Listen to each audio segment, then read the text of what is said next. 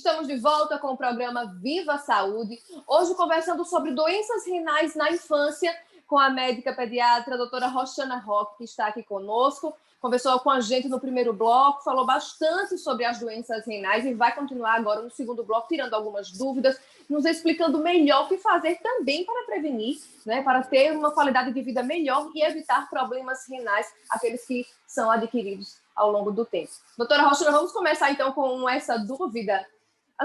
Algum hábito que a gente tem ao longo da vida pode favorecer as doenças renais, mesmo ainda na infância? Sim, o bom hábito, né, que todos nós temos que ter é beber bastante água, porque como o rim ele é um filtro, quanto mais a gente bebe água, mais facilita a limpeza do nosso sangue, certo? Os rins eles participam do controle da pressão, então o excesso de sódio, o excesso de sal na dieta também faz com que os rins trabalhem muito. Então, uma dieta pobre com a quantidade menor de sal é importante também para uma saúde adequada, certo? É importante que nós tenhamos uma alimentação saudável, uma alimentação rica em fibra, rica em proteínas de boa qualidade, porque tudo isso também favorece um bom desenvolvimento renal.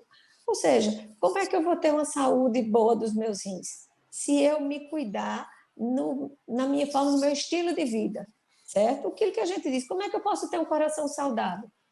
Faça atividade física, beba bastante água, não coma muito sal, evita alimentos industrializados.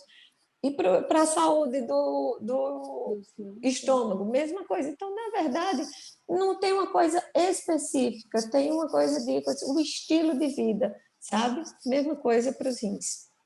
Doutora Roxana, existem pessoas com predisposição? A gente pode perceber ali um grupo de crianças que tem mais predisposição, quando existem casos na família, casos de outras crianças também com problemas renais. Isso indica algum tipo de predisposição ou não? Sim, a primeira coisa que a gente tem que falar é a pressão alta. Então, aquelas famílias que as pessoas têm tendência a ter pressão alta, hipertensão arterial, a gente tem que ficar mais atento com as crianças. As famílias de diabéticos também, porque o diabetes é uma doença que afeta muitos rins, então, sabe aquele paciente que na família a gente vê pais e familiares com sobrepeso, hipertenso, diabético, a gente também tem que ter cuidado com essas crianças, tá? Existem famílias que as malformações renais aparecem, certo? Então, a gente também tem que ter cuidado se essa criança não poderia estar com algum tipo de malformação. Então, lógico, a gente pegando a história da família, a gente vai ficar mais atento com aquelas crianças. Doutora Roxana, voltando lá para o tratamento, para o acompanhamento das crianças que são pacientes renais, crianças que passam por hemodiálise, explica para a gente quando é que a hemodiálise entra na vida daquela criança e logo em seguida, o que é que muda nessa rotina, o que é que vai mudar na rotina dessa família, como é que fica essa situação? Bem, quando a gente vai entrar com hemodiálise, ou que a gente chama de diálise peritoneal, que é um outro tipo de terapia renal substitutiva, na hora que a gente vê que os rins eles não estão conseguindo fazer o mínimo da função deles, certo? Então, o paciente ele começa a ficar inchado, ficar com a pressão alta, ele começa a ter sintomas de uremia, que uremia é quando a ureia no sangue, a ureia a gente tem que botar para fora, vamos dizer, um venenozinho que o organismo da gente produz e a gente bota para fora na urina. É a ureia que dá o cheiro da urina da gente, que dá a cor amarela do xixi da gente, certo? Então, quando a ureia começa a se acumular no sangue, a gente tem que ficar atento, porque chegou a hora da gente entrar com a terapia renal substitutiva, seja hemodiálise, seja diálise peritoneal, certo? E aí, nesse momento, a gente vai fazer o que a gente chama de implante de catéter. O que é isso? Se o paciente for para hemodiálise, eu vou botar um dispositivo dentro de um vaso dele, que é por ali que o sangue ele vai ser trocado, vai entrar e sair na máquina de hemodiálise. E na diálise peritoneal, eu vou botar um catéter na barriga e a gente vai usar um líquido dentro dessa barriga para fazer essa mesma troca, certo? Então, nesse momento, a impressão que eu tenho quando eu converso com as famílias que chegou a hora, tá? Por mais que a gente prepara, é a hora que diz assim, o chão, o chão saiu, e então as famílias se desesperam, certo? Porque a partir daquele momento vai sempre existir a necessidade de uma máquina. Então, a hemodiálise, que é a máquina que limpa o sangue, ou a máquina de diálise peritoneal. O que é que muda? Eu acho que, assim, se eu for falar da minha experiência que eu vejo dos pacientes, muda primeiro o desespero. Por quê? Porque é a hora que você diz assim, eita, eu cheguei no fim da linha, agora o que é que vai acontecer? Segundo, porque vai ter que haver uma mudança na vida daquelas pessoas. Então, hemodiálise, a pessoa vai precisar, pelo menos, ficar 4 horas junto de uma máquina 3 vezes por semana. Então, imagina você pegar uma criança, um adolescente, e você botar ela sentada dentro de uma sala, com uma máquina do lado, e ela ficar 4 horas ali. E Tá? detalhe que não é Bem, toda cidade que vai ter essas máquinas, né? Não é toda cidade, longe de ser todas as cidades. Se a gente falar de serviços de hemodiálise, por exemplo, a gente tem João Pessoa, tem Guarabira, Campina Grande. De Campina Grande para cá, a gente tem serviço de hemodiálise em João Pessoa, Guarabira e Campina Grande. Pode ser que eu tenha esquecido alguma outra, mas a princípio eu não lembro. Então, todas as pessoas que estão em cidades pequenas, elas vão ter que sair da sua cidade para essas cidades maiores, certo?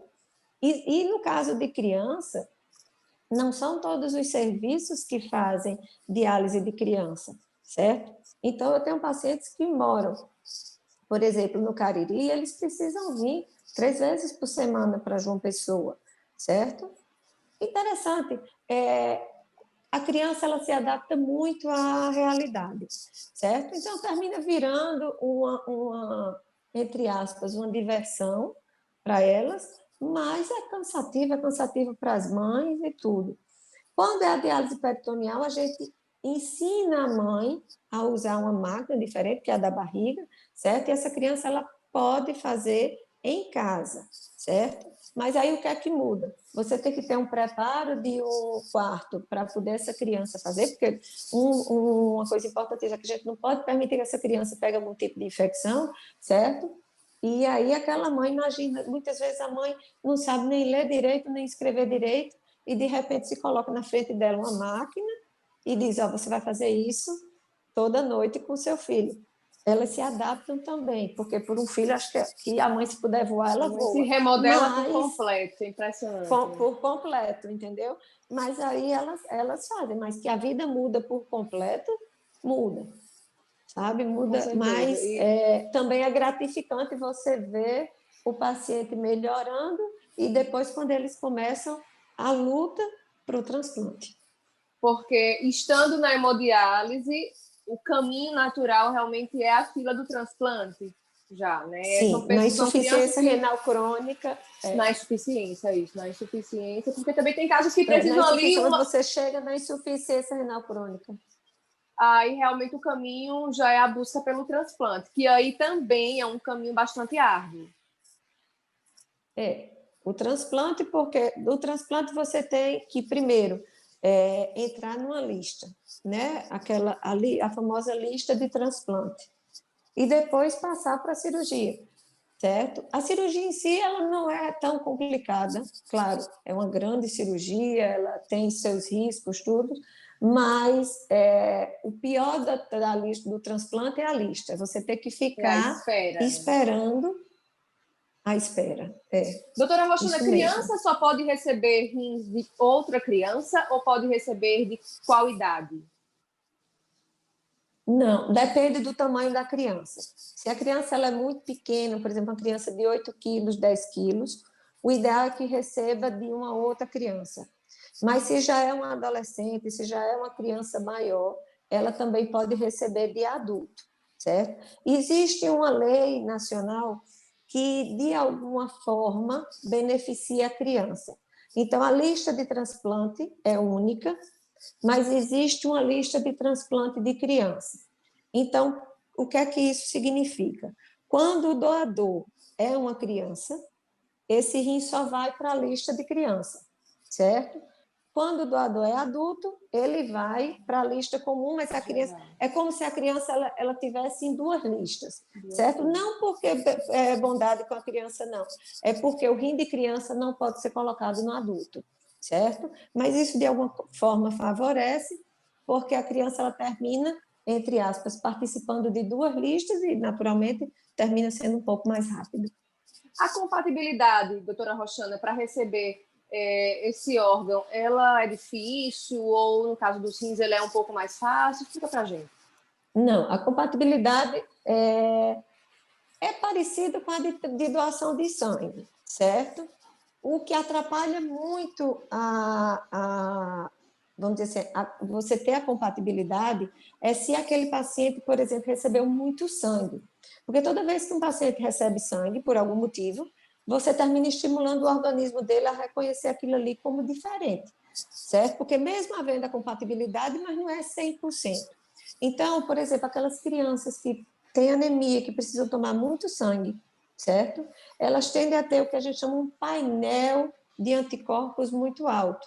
Então, isso dificulta você achar um sangue compatível, um rim compatível, certo? Mas se você tem cuidado, se aquela criança ela não recebe tanto sangue antes, certo? Se ela é bem tratada, digamos que é mais ou menos fácil de você achar a compatibilidade. A família pode direcionar, pode doar o rim, algum parente pode doar o rim para a criança? Pode, Ou existe algum protocolo? pode sim. É exatamente igual ao adulto. A criança, ela pode, a pessoa com problema renal, ela pode receber de pais, de irmãos, no caso do adulto, de filhos, certo? E eu não tenho tanta certeza, Mirna, mas eu acho que de primos também. Você só não pode receber de pessoas que não sejam da família, certo? Mas para a criança funciona do mesmo jeito. E aí eu vou contar um fato engraçado, porque nesses anos todos cuidando de criança, eu sempre vi mãe doar rim. Mas pai tem medo, viu? O pai, normalmente, eles não doam, não.